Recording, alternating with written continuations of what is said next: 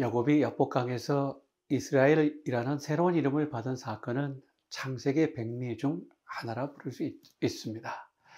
그 이유는 이스라엘이라는 이름이 처음으로 세상에 등장하기 때문이지요. 더불어 창세기 33장에서 에서가 야곱의 가족을 맞이하는 기사는 장자권이 완전하게 야곱에게 이양되었음을 보여줍니다. 이후 아버지 장례식에서 형제가 함께 장례를 치렀다는 것은 과거 문제가 정리되었음을 알려줍니다. 또한 개혁과 회개의 마음으로 베델에 올라 단을 쌓고 언약을 갱신한 사건은 후손의 번성과 메시아 혈통, 그리고 약속의 땅이라는 축복 소유를 확인시켜 주었으며, 베냐민 출생 사건은 이스라엘은 내 아들 장자라는 출애굽기 4장 22절의 서원이라 말할 수 있지요. 먼저 일요일 제목 하나님과 씨름함에 대해 살펴보겠습니다. 사실 야곱이 하란을 떠날 때는 앞으로 당할 일들을 예측하기는 힘들었을 것입니다. 왜냐하면 길을 나서면서부터 하나님의 천사들 마나임이 야곱 일행을 반기며 호위하였기 때문이었죠. 그러나 창세기 32장 6절 에서가 400인을 거느리고 야곱을 만나러 온다는 소식에 이런 순탄한 전망은 한순간에 물거품이 된 듯 보였습니다. 갑작스런 형 에서의 출현에 야곱은 심히 두려워하며 걱정했습니다. 그 상황에서 되돌아갈 수도 앞으로 전진하기도 힘들었지만 정면 돌파를 선택했습니다. 사람과 가축을 두 그룹으로 나누고 한 조를 앞세우고 다른 그룹은 뒤따르게 했습니다. 앞서고 있는 무리가 무너지면 다른 그룹은 도망쳐 살라는 방안이었죠. 아무리 그렇게 해도 불안하고 두렵기는 마찬가지였습니다. 창세기 32장 20절 또 너희는 말하기를 주의 종 야곱이 우리 뒤에 있다 하라 하니, 야곱의 생각에 내가 내 앞에 보내는 예물로 형의 감족을 푼 후에 그리고 대면하면 형이 혹시 나를 받으리라 함이었더라. 이어지는 구절에서 알 수 있듯이 야곱은 에서를 위해 어마어마한 선물을 준비했습니다. 여러분, 왜 이렇게 많은 선물을 준비했을까요? 그것은 예물로 형의 감정을 풀려는 야곱의 시도였습니다. 예물로 형의 감정을 푼다. 이 뜻은 무슨 뜻일까요? 그렇죠. 선물이 에서의 얼굴을 덮어 장님으로 만들다는 뜻입니다. 선물로 에서의 과거의 기억이 사라지기를 원했던 것이죠. 이런 생각과 행동들은 야곱이 얼마나 에서를 두려워했는지, 그리고 또 얼마나 간절히 형과의 화해를 원했는지를 잘 묘사해주고 있습니다. 야곱은 자신이 할 수 있는 모든 일을 한 후에 자신은 홀로 남았습니다.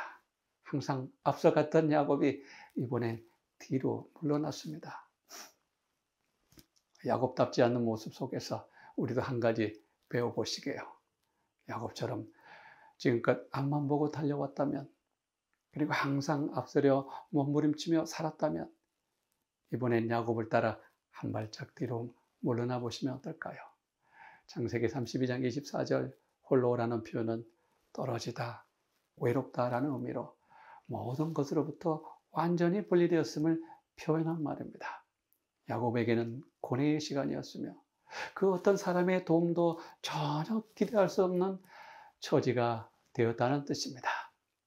곧이어 어떤 사람이 날이 새도록 야곱과 씨름합니다. 이곳에 야곱과 씨름한 어떤 사람은 하나님의 임재를 떠올리게 하는 특별한 표현으로 그리스도를 가리키고 있습니다. 그리고 씨름하다라는 단어는 땅에서 먼지가 날 정도로 서로 붙잡고 격렬하게 싸우는 모습을 묘사한 것이지요. 그 사람이 자기가 야곱을 이기지 못함을 보고라는 표현은 야곱이 매달리는 것을 눌러 꺾을 수 없었다는 뜻입니다. 야곱의 환도뼈를 쳤다는 문자적인 의미는 그의 넓적다리 바닥을 쳤다는 뜻입니다. 이것은 인간의 생식기관, 즉 생의 원천과 관련된 부분을 언급한 것이지요. 계속 야곱이 포기하지 않고 붙들고 있자 이름이 무엇이냐고 묻습니다. 야곱이라 대답하죠. 그러자 창세기 32장 28절에서 그 사람이 가로되 이스라엘이라 부를 것이니, 이는 내가 하나님과 사람으로 더불어 이겼기 때문이라 합니다. 여기 하나님과 더불어 싸운 자라는 말의 뜻은 하나님이 싸우신다, 하나님이 통치하신다, 이런 뜻들과 함께 하나님의 도움을 받아 싸운 자로도 해석할 수 있습니다. 드디어 야곱이 이스라엘 이름으로 바뀌게 되었습니다. 야곱은 형 에서를 만나기 전에 한 발짝 뒤로 물러가 하나님께 도움을 구했습니다. 내부의 문제를 해결하기 위해서 외부의 도움을 필요로 했던 것이죠. 진정한 용서와 화목은 하나님께서 만들어 주십니다. 그리고 에서와 야곱처럼 아무리 과거에 갈등이 깊다 해도, 아무리 과거에 갈등이 심하다고 해도 그리스도 안에서는 용서와 화목이 가능하다는 것입니다. 다시 말합니다. 용서와 화해는 먼저 용서의 경험을 누린 사람에게 일어난다는 것입니다. 용서를 받은 사람이 또한 용서할 능력이 있다는 것이죠. 그래서 야곱은 형 에서를 만나기 전에 하나님을 먼저 만나야 했습니다. 형 에서의 얼굴을 보기 전에 먼저 하나님의 얼굴을 배우는 경험이 필요했던 것이죠. 각시대의 대정투 617페이지는 야곱의 야복강 씨름을 이렇게 기술하고 있습니다. 사단은 천사들 앞에서 야곱을 비난하고 그가 자신의 죄 때문에 멸망받음이 당연하다고 주장하였다. 그는 에서를 충동하여 야곱을 향하여 진군하게 하였으며 그 믿음의 족장이 기도로 밤을 새울 때 사단은 그에게 범죄한 것을 깨닫게 하여 그를 낙심케 하고 하나님을 붙든 손을 놓쳐버리게 하고자 노력하였다. 절망의 지경으로 떨어졌으나 야곱은 하늘의 도움 없이는 멸망할 수밖에 없다는 것을 깨닫고 진실로 자신의 죄를 회개하고 하나님의 자비를 받고자 탄원하였다. 그는 천사를 굳게 붙들고 열렬하고 고민 어린 호소로 하나님께 부르짖은 결과 마침내 승리를 얻었다라고 설명해 줍니다. 종종 성도님들 가운데 앞으로 있을 야곱의 환난을 중보자 없이 홀로 경험하는 위기로 생각해 불안해하는 경향이 있는 것 같습니다. 야곱의 환난은 마지막 7재앙 가운데 둘째와 셋째 재앙 사이에 시작해 마지막 7번째 재앙까지 이어질 것입니다. 중보자 없이 산다는 경험을 위든 박사의 내용으로 대신 정리해 보겠습니다. 재림전 심판과 은혜의 시기가 끝나면 큰 환난이 이르지만 입맞은 자들의 영원한 운명은 변하지 않을 뿐만 아니라 멸망당할 자들이 다시 구원 얻을 기회를 갖는다는 것 또한 불가능합니다. 특히 입맞은 자들은 죄의 본성을 지녔으므로 불완전하고 어쩔 수 없는 허물을 안고 있지만 죄를 탐닉하거나 죄를 의도적으로 범하지는 않습니다. 중요한 것은 여전히 주님께서 그들의 불가피한 허물, 결점, 부족을 보완해 주십니다. 달리 말해 입맞은 신자들은 예수님을 맞이하고 올바른 것을 즐겨 사랑하는 일에 이미 습관이 되어 있으므로 그들은 더 이상 중보자를 필요로 하는 죄를 짓지 않을 것이라는 뜻이지 그리스도 없이 홀로 다툰다는 뜻은 아닙니다. 구원의 모든 과정에 주님께서 함께 하십니다. 1889년 영문시조도 그리스도 중심 구원관을 조명해 주고 있죠. 여러분, 야복강에서 하나님의 축복을 받고 야곱은 새로운 이름을 갖게 되었죠. 야곱은 새로운 이름 이스라엘이 마음에 들었을까요? 그 이름을 자랑하며 이름의 뜻대로 살기를 정말로 소망했을까요? 그렇다라고 말하고 싶어요. 야복강 경험 이후 야곱은 달라졌습니다. 성품과 생활의 변화가 보였습니다. 여러분, 창조의 안식일과 재림의 기별이 듬뿍 담긴 제7의 안식일 예수 재림교 명칭을 자랑스럽게 여기며 기별 따라 살아가길 소망하십니까? 성경의 구조를 보면 창세기 시작해서 창조로 시작하고 성경의 마지막 책 요한계시록 끝장은 재림으로, 주의 오심으로 끝나고 있습니다. 구약의 구조도 창세기 창조로 시작해 말라기 4장 여호와의 날 재림으로 끝나고 있습니다. 또한 모세오경은 어떤가요? 역시 창조로 시작해 신명기 34장 약속의 땅으로 마무리하고 있지요. 이분과 연구 주제 창세기는 어떨까요? 동일하게 창조로 시작해 마지막 장 재림 부활의 소망으로 끝나고 있지요. 그러면 다니엘 구조는 어떤 모습을 띠고 있을까요? 다니엘 구조 또한 1장 음식 시험에서 창조 암시를 볼 수가 있고요. 12장 마지막 끝날이라는 표현 속에서 재림을 볼 수 있습니다. 신약 요한복음도 만물이 그로 말미암았다라는 창조 이야기로 시작해 21장 내가 올 때까지라는 표현, 즉 재림의 약속으로 끝을 맺는 구조를 띠고 있습니다. 히브리서 또한 이런 패턴으로 구성되어 있죠. 우리의 정체성과 사명이 담긴 이름이 더욱 존중받고 가치와 값을 더하는 복음이 되기를 정말 소망해 봅니다. 다음은 월요일 다시 만난 형제를 다루어 보겠습니다. 야복강에 써둔 하나님의 약속과 축복으로 에서의 위협과 불안은 사라지고 감동의 상봉이 열립니다. 33장 1절 에서가 400인을 거느리고 오는지라 33장 3절 야곱은 그들 앞에 나가되 몸을 7번 땅에 굽히며 그 형 에서에게 가까이 합니다. 참 이상하지 않습니까? 야복강 사건은 이제는 분명 가장 뒤에 있었던 사람이 야곱인데 야복강 경험 이후에는 가장 먼저 치고 나갑니다.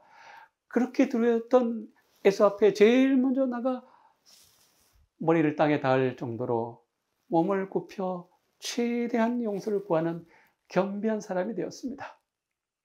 어떻게 이렇게 변할 수 있을까요? 이 부분에서는 베드로가 말한 7번 용서가 떠오르기도 하지요. 그런 야곱의 태도를 에서가 어떻게 반응했나요? 33장 4절 달려와서 안고 어금 맡기고 그와 입을 맞추고 피차 오니라. 여기 5개의 동사가 연거푸어 나옵니다. 앞선 단어들은 모두 단수형으로 에서가 주도적으로 한 것 같고요. 마지막 단어 울다는 복수형으로 두 형제가 함께 울었음을 짐작케 합니다. 창세기 33장 10절 형님께 은혜를 얻어 싸우면 청컨대 내 손에서 이 예물을 받으소서. 내가 형님의 얼굴을 배운 즉 하나님의 얼굴을 본 것 같사오며 형님도 나를 기뻐하심이니라. 이렇게 말했습니다. 이 구절을 교과 139쪽은 이렇게 설명하고 있죠.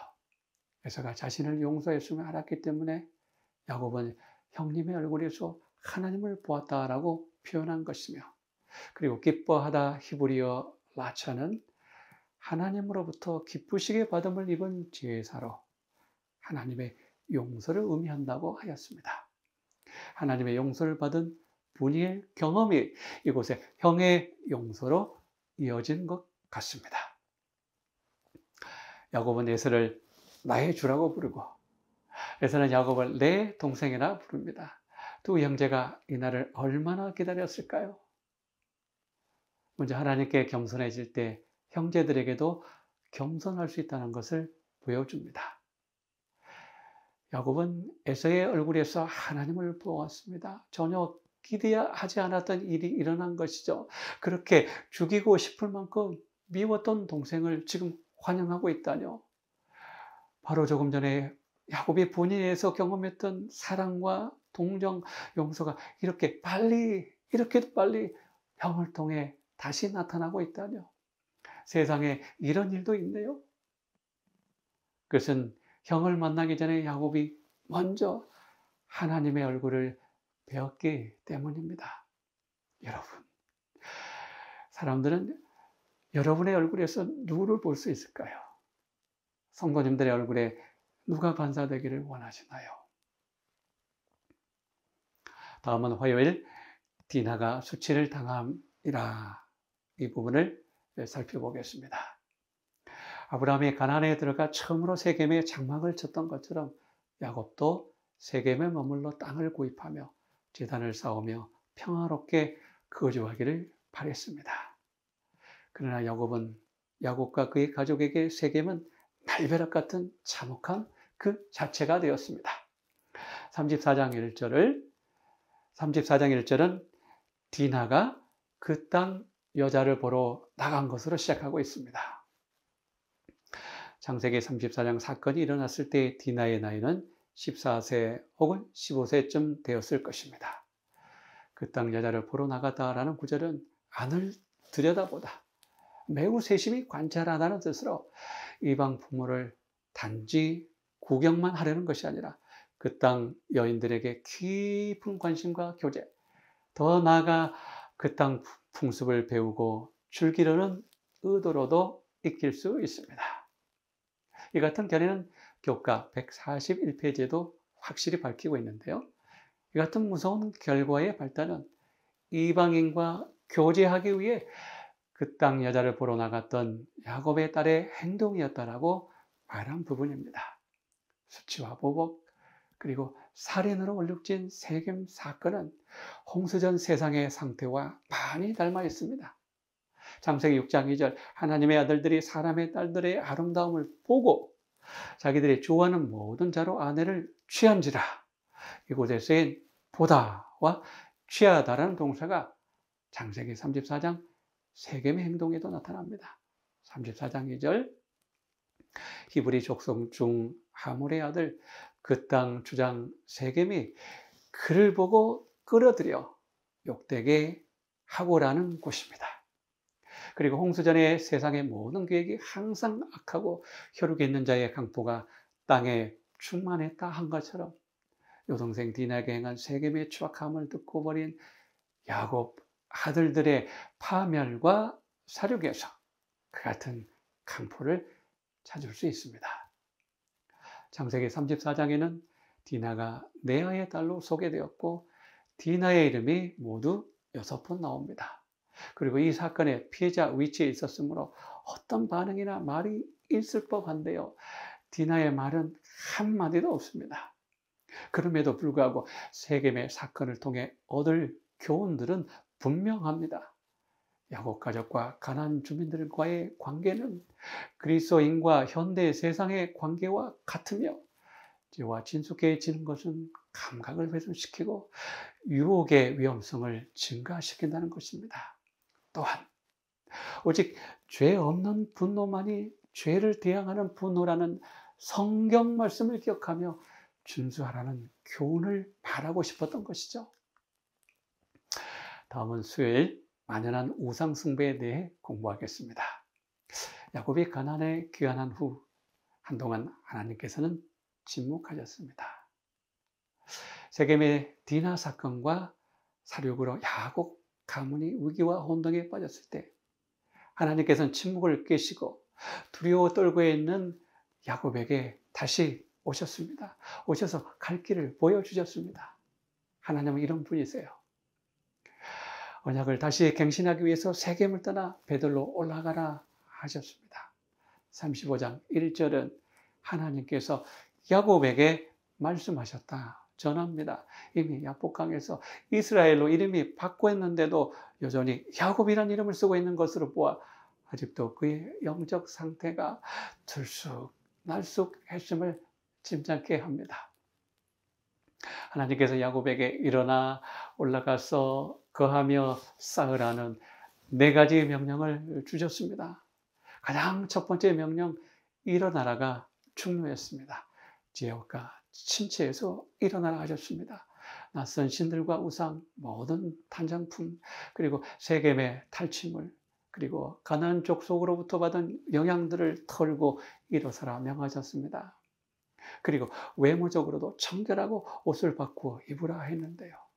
이는 외적 변화뿐만 아니라 정신과 마음 그리고 영적 청결도 교육에 포함되었음을 의미합니다. 하나님의 요구사항을 야곱의 가족들은 잘 이행했습니다. 세겜 근처 상수리 나무 아래에 우상을 묻고 그 일이 끝나자마자 곧장 베들로 떠났다고 35장 5절은 말하고 있지요. 이처럼 지체 없이 하나님의 말씀에 순종할 때 하나님께서는 주변에 큰 두려움을 주시사 추격자도 없이 해주셨고 완전하게 그들을 보호해 주셨습니다. 창세기 35장 7절 야곱이 거기서 단을 쌓고 그곳을 엘베델이라 불렀습니다. 과거 하나님께서 자신을 만나 주셨던 그 감격의 장소에 또다시 오셔 그를 축복하시고 그에게 하신 언약을 새롭게 하신 그 하나님, 베델에 다시 나타나신 그 하나님을 강조하고 기념하기 위해서 엘베델이라 하였지요. 우리에게도 엘베델 경험이 있는지 다음은 목요일 나일의 죽음에 대해서 살펴보겠습니다. 목요일 내용은 화요일 내용처럼 분위기가 비통하고 침울합니다. 왜 그렇죠? 야곱의 막내 아들의 출생 기쁨을 나일의 죽음이 가리고 있는 듯하고요. 장자 루벤이 아버지 아내 비라와 맺은 근친 상간은 아물어가고 있는 디나의 고통을 다시 소환하며 그 충격을 배가시키고 있는 듯합니다. 이 사건으로 루벤은 장자권이 상실되었고 제사장 직분은 레위에게 그리고 예수 그리스도의 조상이 되는 특권은 유다에게 주어지게 되었습니다. 창세기 35장 16절 19절 나일이 심히 신고하면서 등남하고 또한 그가 죽게 임하여 아들의 이름을 베논이라 불렀으니 그의 아버지가 그를 베냐민이라고 불렀습니다. 16년 전 요셉이 태어날 때 여호와께서 다시 다른 아들을 내게 더하시기를 원하노라 했던 나일의 소원이 이루어지는 순간이었습니다. 그러나 나일은 그 소원이 이루어지는 것만 알았을 뿐 행복을 누리지 못하고 삶을 마감했습니다. 다시 베냐민으로 돌아가겠습니다. 해산 중에 죽어가면서 나일이 내 고통의 아들, 불행의 아들을 뜻하는 베논이라는 이름을 지었을 때 야곱은 오른손의 아들, 즉 약속의 땅에 있는 남쪽을 가리키는 베냐민이라는 이름으로 고쳐주었습니다.